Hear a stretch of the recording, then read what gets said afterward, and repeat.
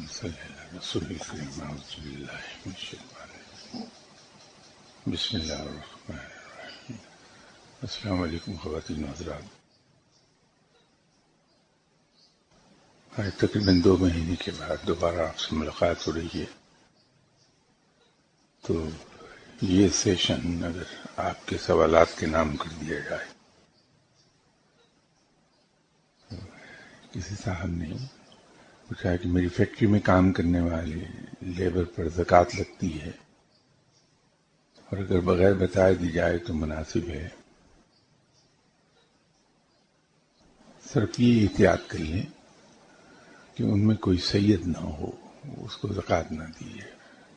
باقی انہیں زکوٰۃ دی جا سکتی ہے اگر ان کے حالات ایسے ہیں کہ ان کا گزارا نہیں ہو پا رہا، مقروض ہیں یا پھر اور ان کی کوئی ایسی مجبوری ہے. تو یہی معاملہ عزیز و اقارب کے بارے میں ہے. ان کا دوسرا سوال عزیز و اقارب کے بارے میں ہے.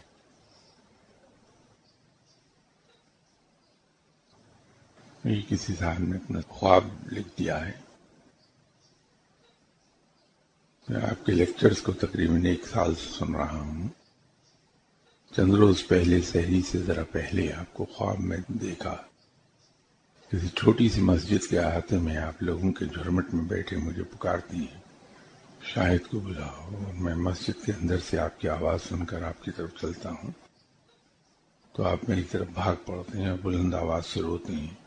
میں بھی بھاگ پڑتا ہوں. سے ان کے بیچ ہم دونوں روتے ہوئے گلے لگ جاتے ہیں.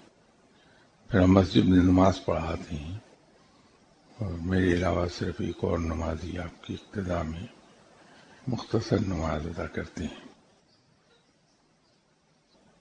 آپ اللہ کی راہ کی طرف لگ جائیے. اللہ تعالیٰ آپ کا ہاتھ پکڑ لے گا اور اپنے قریب لے جائے گا. یہ کسی صاحب کا سوال ہے کہ اسلام میں شادی کے لیے لڑکی کی رضامندی معلوم کرنا کیوں ضروری ہے؟ اس میں کیا لاجک ہے جبکہ ہمارے معاشرے میں یہ حق والدین کا سمجھا جاتا ہے؟ لڑکی کا رضامند ہونا ضروری نہیں. رشتے اگر آسمانوں پر طے شدہ ہیں تو زمین پر پوچھنے کی فارمیلٹی کیوں؟ اسلام میں انسانی بنیادی حقوق کو بہت ریسپیکٹ کیا ہے. آپ کوئی سے احکامات اٹھا کے دیکھ لیجئے جو فنڈامنٹل رائٹس ہیں، جن کو آج مغرب بہت اس کا ڈھنڈورا پیٹتا ہے، بے شک پریکٹیکلی اس پر عمل نہ ہو رہا ہو. اسلام میں ان حقوق کا تحفظ کیا گیا ہے. چونکہ زندگی بیٹے اور بیٹی نے گزارنی ہے، تو جن کی زندگی ہے پسند ناپسند اسی کی ہونی چاہیے. تو اسلام نے بچی کے بنیادی حقوق کو ریسپیکٹ کیا اور اس کو ماں باپ پہ لازم کر دیا کہ لڑکی سے پوچھ لیا جائے. بلکہ سمجھ سو کہ اسلام میں غیر مرد کے سامنے آنا خواتین کا منع ہے، ان سے بلا ضرورت گفتگو بھی منع ہے. لیکن جہاں رشتے کی بات آتی ہے وہاں ایک دوسرے کو دیکھ لینے کے لیے کہا گیا ہے کہ لڑکا لڑکی ایک دوسرے کو دیکھ لیں.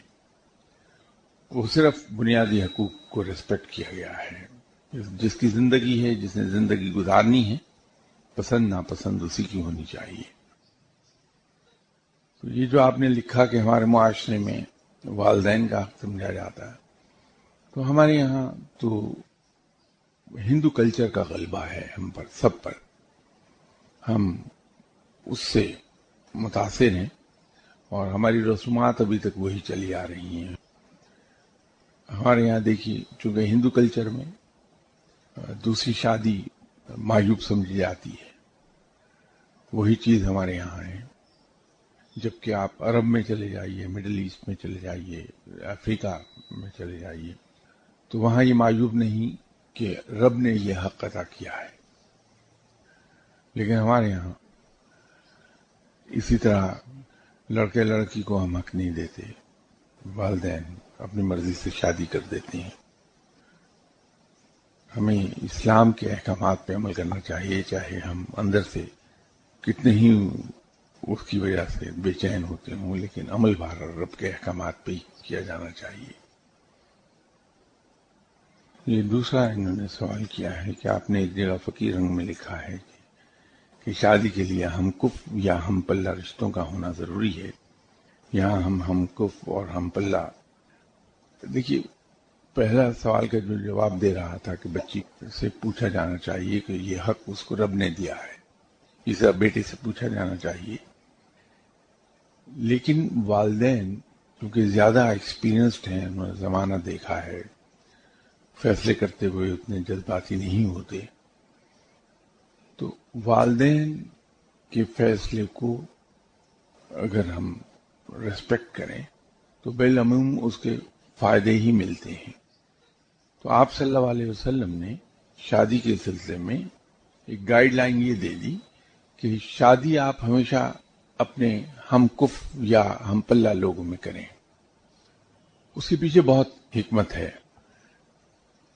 معاشرتی طبقات ہیں ہمارے یہاں، ہر طبقے کے اندر ان کے رہن سہن کے طریقے، ان کے رسومات، ان کی سٹینڈرڈز وہ اپنے ہیں، دوسرے سے کافی اختلاف رکھتے ہیں۔ جب ہم اپنے ہم کف لوگوں میں شادی نہیں کرتے اولاد کی تو پھر معاشرتی پرابلمز پیدا ہوتی ہیں کہ کلیش آتے ہیں وہاں کلچرل ویلیوز کے۔ اس کلیش کے نتیجے میں گھر میں بے سکونی بھی ہوتی ہے اور اکثر اوقات نتیجہ اس کا طلاق کی صورت میں برآمد ہوتا ہے۔ اسی لیے آپ صلی اللہ علیہ وسلم نے ہم کف رشتوں پر بہت زور دیا ہے۔ ہم کف سے مراد یہ ہے، آپ نے اس کی وضاحت مانگی ہے، ہم اپنے ہی جیسے لوگوں میں کہ ان کا جو سوشل سٹیٹس ہے، فائنینشیل سٹیٹس ہے، وہ اپنے ہی جیسا ہو، ان جیسوں میں شادی کرنی چاہیے اولاد کی۔ ان کا تیسرا سوال یہ ہے کہ ہمارے جاننے والوں میں 2 سے 3 ایسے واقعات ہوئے ہیں جن میں رشتہ داروں اور دوستوں نے والدین کو رشتہ کرنے سے منع کیا تھا، کیونکہ لڑکے نے صاف کہہ دیا تھا کہ میں اس لڑکی کے ساتھ نہیں رہوں گا بلکہ دوسری شادی کروں گا، اور نتیجتاً ان لڑکیوں کو طلاق ہو چکی۔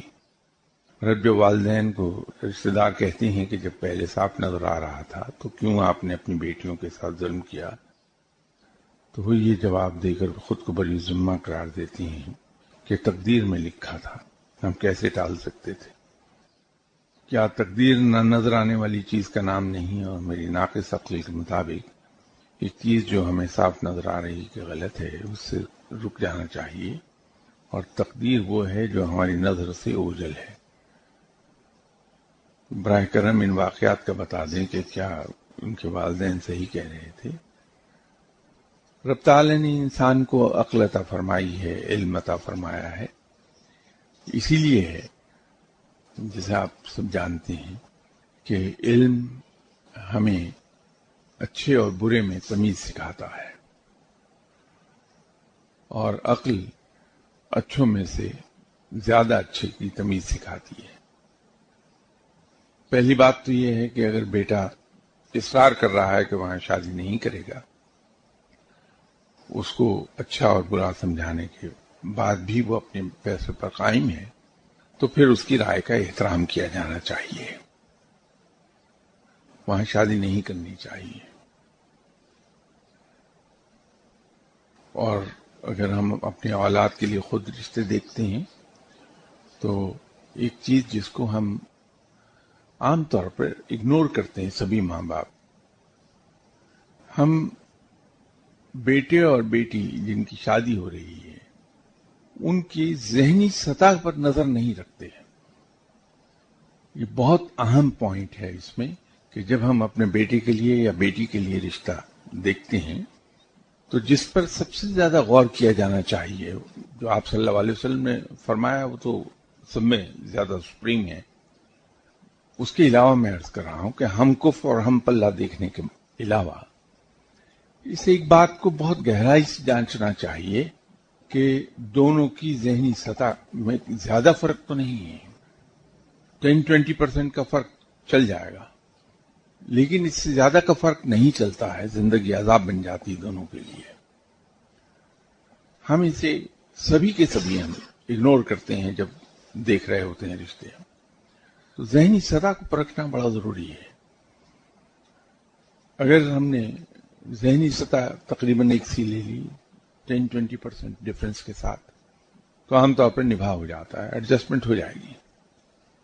اور جو دوسرا کام ہم نہیں کرتے وہ یہ ہے کہ ہم بیٹے یا بیٹی جس کی شادی ہو رہی ہے اس کو ایک بات نہیں سمجھاتے کہ شادی کے بعد دونوں کی زندگی میں ایڈجسٹمنٹ پیریڈ آتا ہے جو عام طور پر 2.5 years لاسٹ کرتا ہے. اور وہ بالکل نیچرل ہے کہ وہ ایڈجسٹمنٹ ہونے میں دقت آئے گی اور اس پروسیس میں آپس میں تلخی بھی ہوگی. یہی وجہ ہے کہ ہم سب جو شادی شدہ لوگ ہیں، اگر ہم یاد کریں تو شروع کے ہمارے 2.5 سال بہت مشکل کے گزرے کہ اس میں وہ ایڈجسٹمنٹ ہو رہی تھی تو روز ایک دوسرے کے ساتھ چکچک ہوتی ہے. تو اگر یہ وارن کر دیا جائے وقت سے پہلے ہی بچی کو جس کی شادی ہو رہی ہے کہ یہ ایڈجسٹمنٹ پیریڈ آئے گا 2.5 سال، اس کے اندر آپ نے اس کو تھوڑا ہوش مندی سے ہینڈل کرنا ہے کیونکہ یہ نیچرل ہے، اس کو ہم اوائڈ نہیں کر سکتے. تو پھر شاید بچی کے لیے اتنی زیادہ مشکل نہیں رہتی. کسی صاحب نے لکھا ہے کہ برکت کو ڈیفائن کریں، کیا یہ زیادتی کا نام ہے یا سفید پوشی میں بہترین بھرم؟ برکت اس چیز کا نام ہے کہ ضرورت سے کم چیز ہو، اسی میں ہماری ضرورت پوری ہو جائے، وہ برکت ہے. اور یہ برکت 2 چیزوں سے حاصل ہوگی. باوجود اپنے پاس کم ہونے کے دوسروں کو اس میں حصے دار بنا لیا جائے، دوسروں کو دے دیا جائے اور بڑی خوش دلی کے ساتھ. یہ میری طرح کی حرکتیں مت کیجیے کہ کسی کو اگر ایک پیسہ کبھی دینے کا حادثہ مجھے پیش آ جائے تو میں مہینہ بھر کھانا نہیں کھاتا کہ میں 10 پیسے میرے ضائع ہو گئے، میں نے دے دیے کسی کو. بڑی خوش دلی کے ساتھ اگر دیے جائیں اور یہ سوچ کے میرے پاس بھی یہ رزق اللہ ہی کا دیا تھا اور وہ اللہ کا بندہ تھا، اس کا بھی اس پر حق تھا جو میں نے اسے ادا کر دیا. تو انسان کے رزق میں نہ صرف یہ برکت آتی بلکہ وسعت آتی جاتی ہے، رزق وسیع ہوتا جاتا ہے.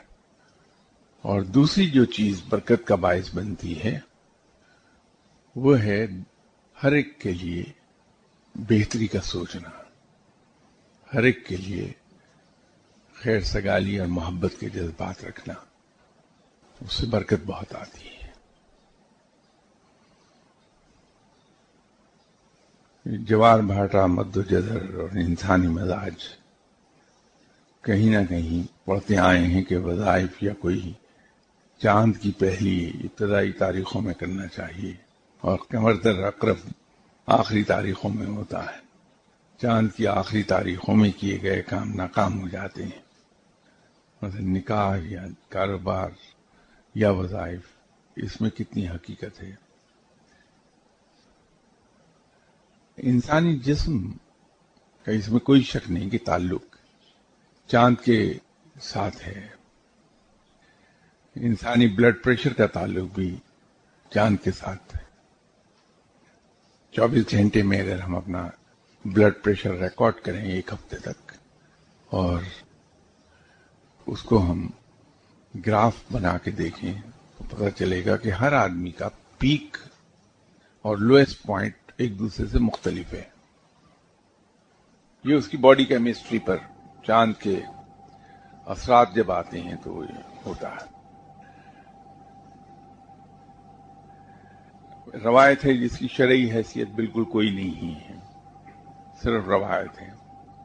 کہا یہ جاتا ہے کہ اگر چاند کی 1 سے 14 تاریخ تک اور چاند کی پہلی جمعرات جسے نوچندی کہتے ہیں، اگر اس میں کوئی وظیفہ شروع کیا جائے تو روحانیت کی ترقی میں وہ بہت مدد دیتا ہے. اور اگر کوئی چاند کی 15 تاریخ سے آخری تاریخ تک کے دوران وظیفہ شروع کیا جائے تو وہ دنیاوی فوائد دیتا ہے. یہ روایت ہے، اس کی شرعی حیثیت کوئی نہیں، اس میں یقین نہیں رکھنا چاہیے. یہ صرف روایات ہیں، ایسی سب دن اللہ کے بنائے ہوئے ہیں. اور یہ قمر در عقرب کی جو آپ نے بات کی ہے، یہ اصل میں ایسٹرولوجی کی ایک ٹرم ہے کہ جب چاند 2.5 دن کے لیے زوڈک سائن اسکارپیو میں داخل ہو جائے تو وہاں ایسٹرولوجسٹ یہ کہتے ہیں، اگین اس کی کوئی شرعی حیثیت نہیں، ویسے مسلمان ہمیں اس پہ یقین نہیں رکھنا چاہیے کہ اگر چاند زوڈک سائن اسکارپیو میں انٹر ہو جائے تو 2.5 دن وہاں رہے گا. وہ 2.5 دن مشکل کے ہوتے ہیں، اس میں کام بگڑتے ہیں. اس دوران اگر کوئی وظیفہ شروع کیا جائے تو فائدہ نہیں دیتا. سب روایات ہیں، اس پہ یقین مت کیجیے گا. یہ میں نے علمی نقطہ آپ کے سامنے رکھا.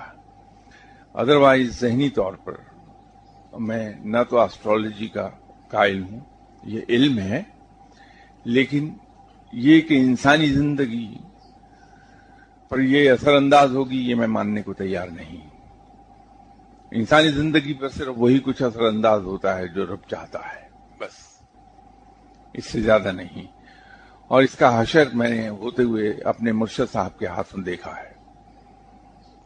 ایک صاحب نے میرے مرشد صاحب سے ہی یہ ایسٹرولوجی کا علم لیا تھا، مجھے موجودگی میں سکھاتے تھے. تو ایک دن میں مرشد صاحب کے پاس بیٹھا تھا اور یہ صاحب بھی بیٹھے تھے. انہیں اندازہ نہیں تھا کہ مرشد صاحب جو مجھ پہ اتنی سختی کرتے ہیں، اندر سے وہ پیار کتنا کرتے ہیں. تو مرشد صاحب کی موجودگی میں انہوں نے مجھے کہا کہ جو کچھ آپ نے کمانا 2.5 سال میں کما لیجئے، اس کے بعد تو آپ گئے. تو میں ہنس پڑا، حسب عادت، کیا فرق پڑتا کہتا رہے کوئی. تو لیکن مرشد صاحب نے بہت اس بات کو مائنڈ کیا، بڑے تلخ لہجے میں کہا کہ یہ کیسے کہہ سکتے ہو. تو ان صاحب نے کہا کہ جناب آپ ہی سے میں نے سیکھا، یہ دیکھیے یہ علم ہے، یہ دیکھیے یہ کیلکولیشنز ہیں اور یہ جواب ہے.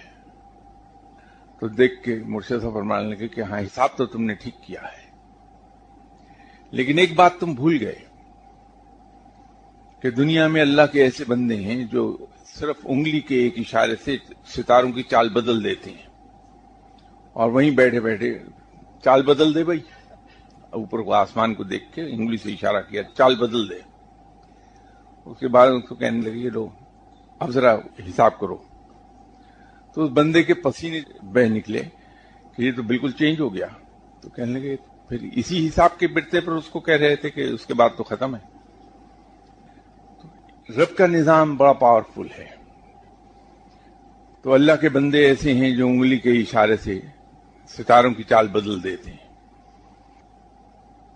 ایک صاحب مجھے مل گئے جو علم جفر کے ماہر کہلاتے تھے، تو زبردستی انہوں نے کہا کہ میں آپ کا حساب کرنا چاہتا ہوں. ان کو معلوم نہیں تھا میرا کچھ بھی، وہ مجھے ایک انڈسٹریلسٹ سمجھتے تھے. تو ہم نے کہا کر لیجیے، آپ بھی حساب کر لیجیے میرا، اس سے کیا ہے.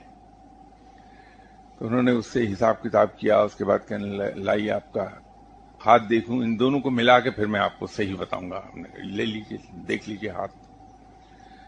تو وہ بتانے لگ گئے. تو جب بتا چکے تو میں نے کہا کہ ذرا میرا ہاتھ چھوڑیے گا آپ. تو ہاتھ چھوڑا انہوں نے. تو میں نے اس کو اس طرح 3 بار ایسے کر کے میں نے کہا کہ یہ پڑھ لیجیے ہاتھ، لائنیں تبدیل ہو گئی یا وہی ہیں. تو فوراً اپنے مرشد صاحب سے مخاطب ہوئے، کہنے لگی لیجیے زندگی میں دوسرا آدمی دیکھا جو ہاتھ کی لکیریں بدل لیتا ہے.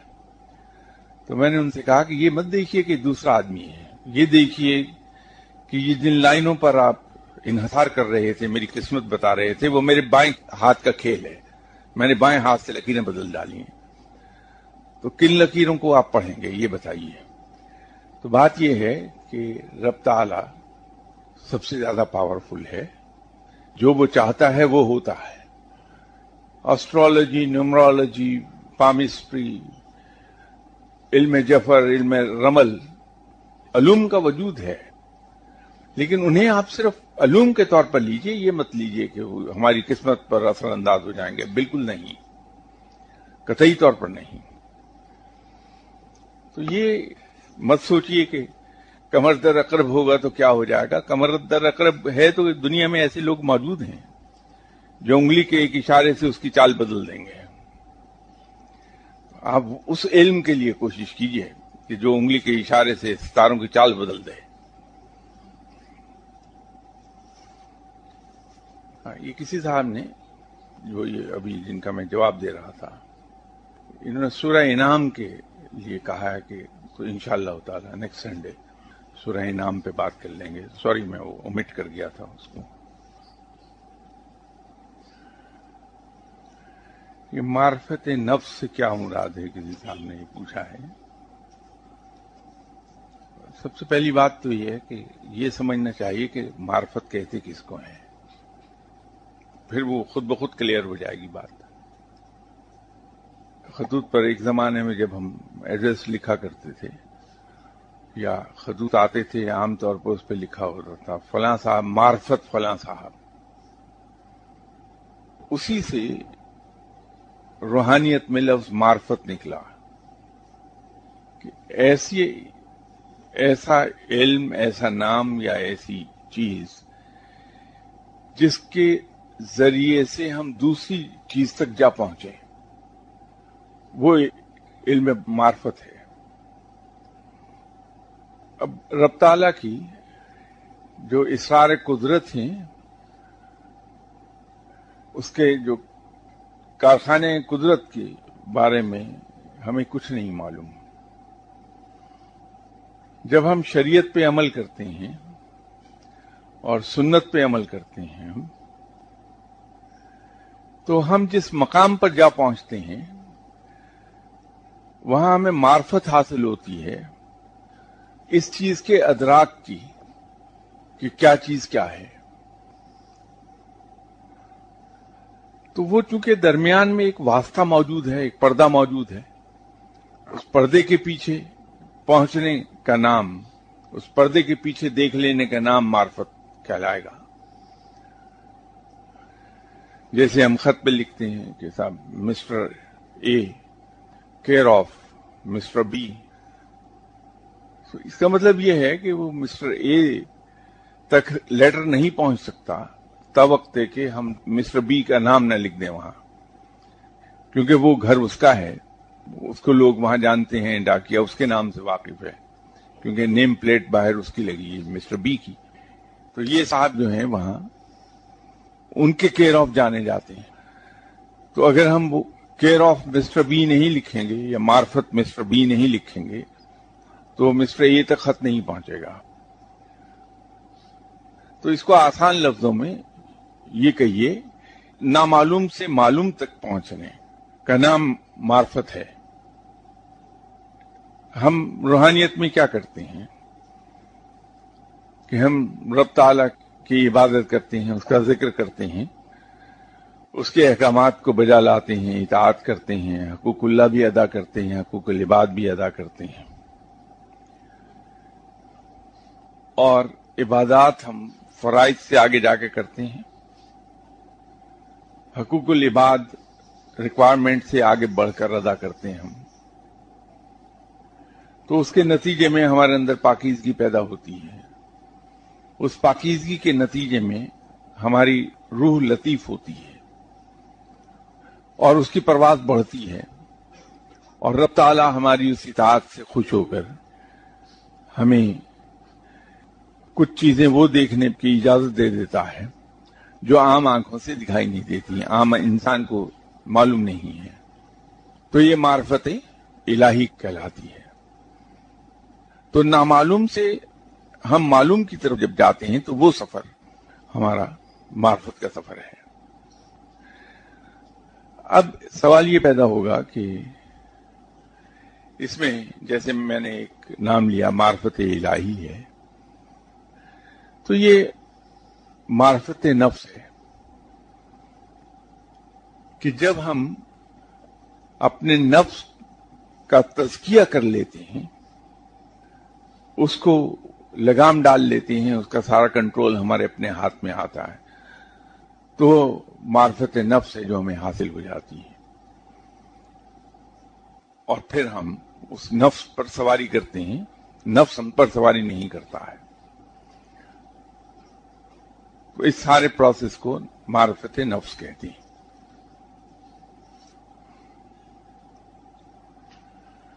یہ کسی صاحب نے لکھا ایک گناہ سے توبہ تو ہو جاتی ہے کہ آئندہ گناہ نہیں کریں گے، لیکن پرانے گناہ جو ماضی میں کیے تھے ان کی یاد ختم نہیں ہوتی.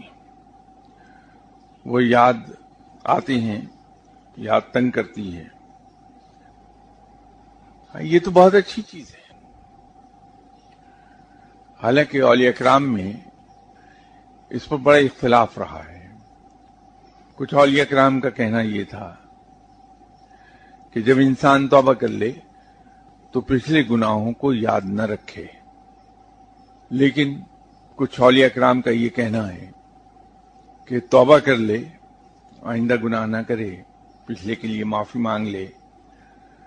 توبہ نام ہی اس چیز کا ہے کہ جو غلط کام ہم سے ہو گیا اس پر نہ صرف یہ کہ شرمندگی کا اظہار کریں بلکہ اس کے لیے معافی مانگ لیں اور آئندہ کے لیے وعدہ کریں کہ ہم یہ نہیں کریں گے. تو اس سارے پروسیس کا نام توبہ ہے. تو کچھ اولیاء کرام کا کہنا یہ ہے کہ ان کو یاد رہنا چاہیے گناہوں کو، تاکہ انسان کو احساس رہے کہ وہ کتنی بڑی غلطی میں کر گیا تھا. تو جب یہ احساس رہے گا کہ میں کتنی بڑی غلطی ماضی میں کر گیا تھا تو آئندہ نہیں کرے گا.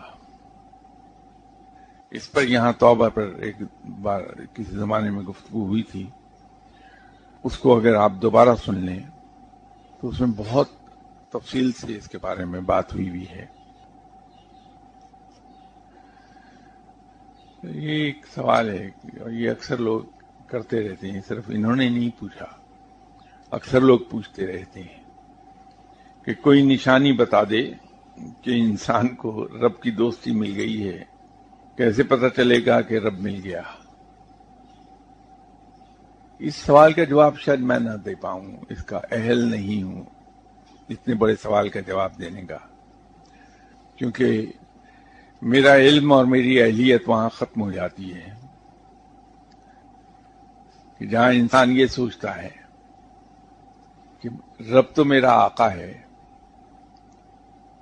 اور کسی غلام کا اختیار اپنی آقا کی مرضی پر نہیں ہوتا. آقا اپنی مرضی کا مالک خود ہوتا ہے، جو چاہے وہ کرے. البتہ میری ڈیوٹی یہ ہے کہ میں اپنے آقا کی غلامی اس طرح سے کروں جس طرح سے غلامی کا حق ہے. تو مجھے تو صرف نظر رکھنی ہے اپنی کنڈکٹ پہ کہ میں اس طرح سے غلامی کر پایا کہ نہیں کر پایا جیسے غلامی کا حق ہے. تو اگر میں ویسے غلامی کر پایا تو بات ختم ہو گئی. باقی آقا اپنی مرضی کا مالک ہے، وہ چاہے تو اپنی دوستی عطا فرما دے، چاہے تو رد کر دے. وہ مالک ہے، اس کو نہیں پوچھا جا سکتا. تو میرا علم تو یہ کہتا ہے، اس لیے جب کسی شخص کی اس پہ نظر ہی نہیں ہے کہ رب نے مجھے دوست بنایا کہ نہیں بنایا، اور اگر بنایا تو اس کا کیا ثبوت اس نے مجھے دیا، کیونکہ میرے نزدیک وہ ایسے کوشچن سے بیونڈ ہے، اس کو کوشچن نہیں کیا جا سکتا. تو میں کیا بتاؤں گا کہ کیا نشانی ہے بھائی؟ یہ تو کوئی بڑا آدمی آپ کو بتا پائے گا کہ جب اللہ کی دوستی نصیب ہوتی ہے تو انسان میں کیا تبدیلیاں آتی ہیں.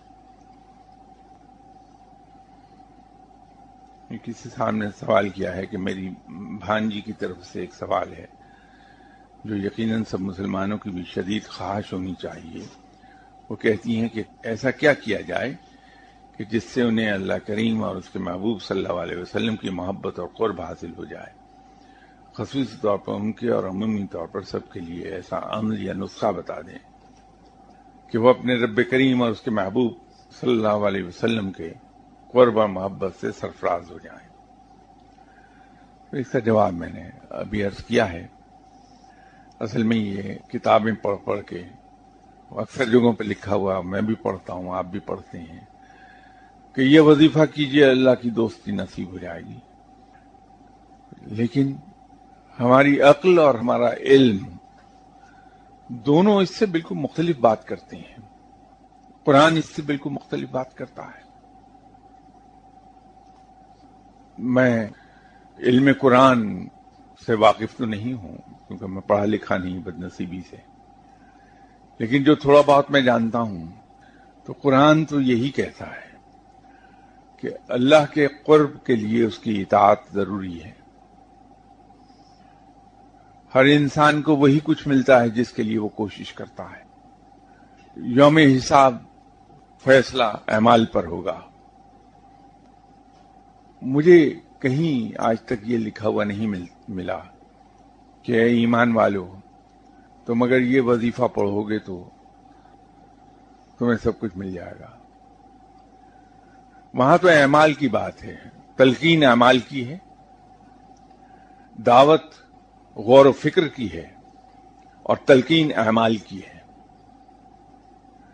تو بھائی اگر میرے پاس کوئی ایسا نسخہ ہوتا کہ میں اس میں فلاں جڑی بوٹی 1.5 اونس ڈال لوں اور فلاں جڑی بوٹی میں 8 اونس ڈال لوں اور اس کو پھر کھرل میں پیس لوں اور اس میں عرق گلاب ملا کے میں روزانہ 1 چمچ کھا لیا کروں تو مجھے قرب الہی حاصل ہوگا، تو سب سے پہلے میں خود یہ کرتا. تو یہ تو بڑی کٹھن راہ ہے کہ بلکہ ہمارے بزرگ بھی ایک بات کہتے ہیں، آپ کے میرے سب کے بزرگ، کہ کسی کو اپنا بنانے کے لیے اس کا بننا ضروری ہے. اگر ہم یہ چاہیں کہ کوئی میرا ہو جائے تو سب سے پہلے مجھ پر لازم ہے کہ میں اس کا ہو جاؤں، پھر وہ میرا ہوگا. تو رب کا ہونے کے لیے یہ ضروری ہے کہ رب کی مانی جائے، پہلے خود رب کا ہو جایا جائے، تو رب کے فرمائے ہوئے ایک ایک حرف پر عمل کیا جائے، آپ صلی اللہ علیہ وسلم کی سنت کی اتباع کی جائے پوری طرح. پھر کہیں جا کے ہم یہ سوچ سکتے ہیں کہ رب راضی ہوا کہ نہیں ہوا. شارٹ کٹ نہ دیکھیے، بہت سمپل کام ہے. اللہ کے فرمائے ہوئے ایک ایک حرف پر to the letter and spirit عمل کر لیجئے اور اتباع سنت کو اپنا وتیرہ بنا لیجئے. رب آپ کا ہے، آپ صلی اللہ علیہ وسلم بھی آپ سے محبت فرمائیں گے. اللہ اکبر. کسی صاحب نے مہربانی فرمائی ہے، کچھ لوگوں کا سلام مجھے سوال کی صورت میں کنوے کر دیا ہے. ہمارے شہر کے چند صاحبان کی طرف سے آپ کی خدمت میں سلام اور دعا اور کرم کی درخواست ہے. وعلیکم السلام. اللہ تعالیٰ آپ پر اپنا کرم فرمائے، اللہ آپ پر رحمت نازل فرمائے.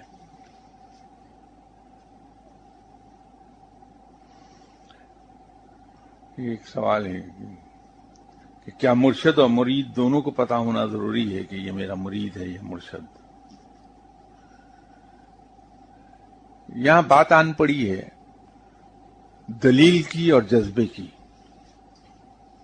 لاجک یہ کہتی ہے کہ کسی ایگریمنٹ میں انٹر ہونے کے لیے یہ ضروری ہے کہ وہ دونوں پارٹیاں جن کے درمیان وہ معاہدہ ہو رہا ہے نہ صرف یہ کہ ان کے علم میں ہو بلکہ دونوں ایٹ دیئر فری ول اس پر راضی ہوں کہ یہ معاہدہ ہوگا.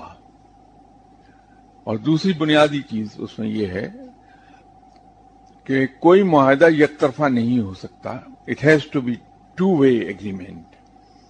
اگر یک طرفہ معاہدہ ہوگا تو دنیا کی کوئی عدالت اسے تسلیم نہیں کرے گی. تو دلیل تو یہ کہتی ہے. تو مرشد اور مرید کے درمیان جب ایک رشتہ ہو رہا ہے تو دونوں کے علم میں ہونا چاہیے. لیکن عقل اور دلیل سے آگے ایک چیز ہے جس کو ہم جذبہ کہتے ہیں. تو جذبے کا تقاضا یہ ہے کہ کسی کو پتا ہو یا نہ ہو کہ میں اس سے پیار کرتا ہوں. میرا جذبہ یہ کہے گا کہ اس سے پیار کیے جاؤ تم خاموشی کے ساتھ، تمہیں اس سے کیا لگے کہ اسے معلوم ہے یا نہیں ہے، تم پیار کیے جاؤ. اس راہ میں، روحانیت کی راہ میں، رب کی راہ میں، لاجک سے زیادہ جذبہ کام آتا ہے. اگر مجھے کوئی شخص بھا گیا اور میں نے اسے اپنا مرشد سمجھ لیا دل میں، تو مجھے اس سے کوئی غرض نہیں ہے کہ وہ صاحب مجھے اپنا مرید ماننے کو تیار ہیں یا نہیں ہیں. میں تو انہیں اپنا مرشد سمجھتا رہوں گا، ان سے پیار کرتا رہوں گا. ہم میں سے بہت لوگ داتا صاحب جاتے ہیں، بڑی محبت سے ہم جاتے ہیں، جاتے رہیے.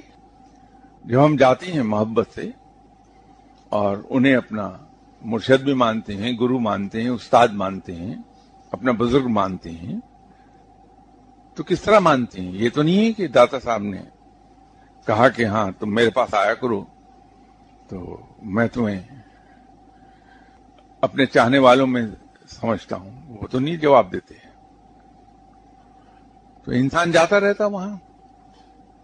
اب وہ ڈیپینڈ کرتا ہے کہ جذبہ کیا ہے، کتنا ہے، یا داتا صاحب کی طرف سے محبت کتنی ملی.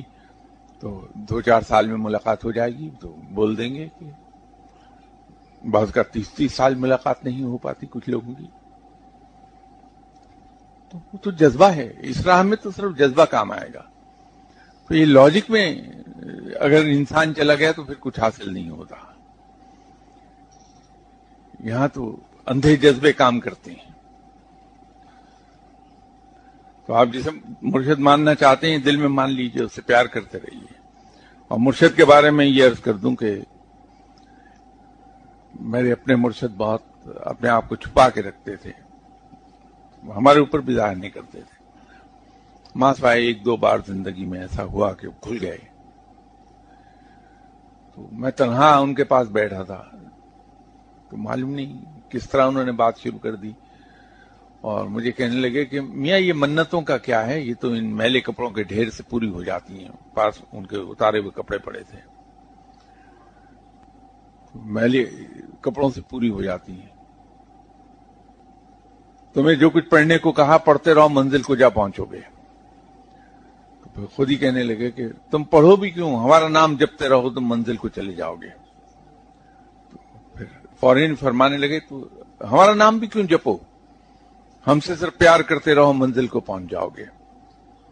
تو اس راہ کے آداب تو یہ ہیں. تو یہ دوسرا انہی صاحب نے سوال کیا ہے کہ کیا روحانی تعلیم حاصل کرنے کے لیے بندہ اپنے مرشد کے علاوہ بھی کسی کے پاس جا سکتا ہے یا نہیں؟ کیونکہ مقصد تو ہدایت ہی ہوتا ہے، چاہے اپنے مرشد کے پاس جائیں یا کسی اور کے پاس. جانے میں یقیناً کوئی حرج نہیں، ضرور جائے انسان، لیکن ایک فرق پڑ جائے گا. دیکھیے جتنے بھی اچھے انسٹیٹیوشنز ہیں وہ منع کرتے ہیں والدین کو کہ اپنے بچے کو ٹیوشن کے لیے کہیں نہ بھیجیں. وہ منع کرتے ہیں کہ گھر پہ خود نہ پڑھائیے گا اسے. اس کی وجہ یہ ہے کہ وہ ایک طریقے سے تعلیم دے رہے ہیں بچے کو. کوئی ٹیوٹر جب انہیں پڑھائے گا تو ہو سکتا ہے اس طریقے سے نہ پڑھائے، آپ خود پڑھائیں تو ہو سکتا ہے اس طریقے سے نہ پڑھائیں. تو بچے کے ذہن میں کنفیوژنس پیدا ہونے شروع ہو جائیں گے، اس لیے روکا جاتا ہے. جب تک انسان پختہ نہیں ہو جاتا اور مرشد ڈکلیئر نہیں کر دیتا کہ اب تم سیکھ چکے، now you are at your own, تو پھر کسی اور علم کے حصول کے لیے جا سکتا ہے بندہ. یا مرشد کہہ دے کہ تم علم فقہ کے لیے فلاں صاحب کے پاس چلے جاؤ، علم حدیث کے لیے فلاں کے پاس چلے جاؤ، علم قرآن کے لیے فلاں کے پاس چلے جاؤ. لیکن روحانیت کا سبق مرشد ہی کا رہے گا. بچپن میں جس مرشد کا انتخاب کیا ہوا ہو، بالغ ہو جانے کے بعد جب سمجھ بوجھ آ جائے تو بدلا جا سکتا ہے کہ نہیں؟ اگر ایسی صورت پیش آ جائے کہ انسان کا دل نہ مانتا ہو اس مرشد کے لیے تو درخواست کر دینی چاہیے کہ صاحب مجھے آپ بیعت سے آزاد کر دیں. اور مرشد پر بھی لازم ہے کہ وہ اپنے شاگرد کو آزاد کر دے، پھر مرید کو آزاد کر دے. تو بہتر یہ ہوگا کہ اپنے مرشد صاحب سے درخواست کر دیا ہے کہ صاحب مجھے آزاد کر دیجئے تاکہ میں کسی اور جگہ بیعت ہو جاؤں. تو مرشد چونکہ بلند مقام پر ہوتا ہے، وہ ان چیزوں سے بالاتر ہوتا ہے کہ وہ یہ کہے کہ نہیں میں تو نہیں جانے دیتا. تو یہ ایک اور سوال انہوں نے کیا ہے کہ اپنے مرشد کے علاوہ کسی اور بندہ مومن میں رغبت پیدا ہونے لگے تو کیا کرے؟